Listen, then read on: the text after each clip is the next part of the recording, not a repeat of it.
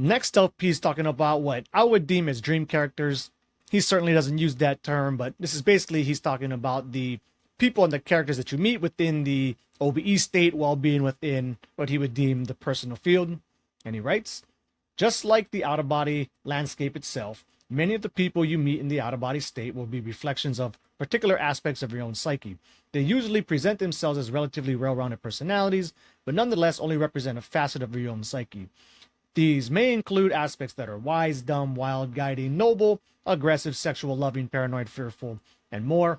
Something else I've noticed just in my own practice is lots of times you'll see characters pop up from like media and stuff you're consuming, especially if you're like watching that shit like right before going to sleep, such as me and my wife have been pounding through Ozarks. And aside from that, giving me a bunch of kind of fucked up dreams for the past month. I mean, we started from literally from like season 1 and we're almost through season 4 now. But yeah, a lot of times I've noticed I've been getting some Ozark like characters in my dreams, which is generally bad because that show is pretty crazy. He also talks about meeting probable past and future selves, which I thought was actually kind of neat because then it just made me realize that I've never actually had that experience myself where, or at least not in the third person, not where like I'm meeting them as if they're outside from me. Sometimes I'll be a different version of myself, but then it's kind of more from like the first person viewpoint and perspective. Then he talks about guides and higher selves, and he writes how oftentimes in, the OBE literature, these are given special status and spoke of, almost like as a matter of factly that they are independent entities separate from yourself. And while personally, I like to leave the door open to that, he writes something here that kind of lines up with how I see it.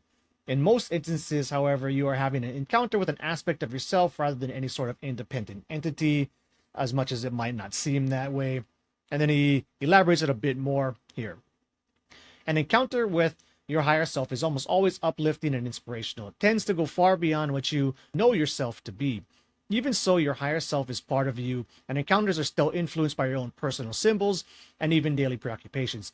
Yet none of this changes the value of such experiences, especially since the depth of the inner psyche isn't currently known, which, I'm 100% on board with. As far as guides and other helpers, I do not wish to exclude the possibility of being able to interact with something that exists apart from you in the OBE or, dreaming state. And that's exactly the stance I like to take.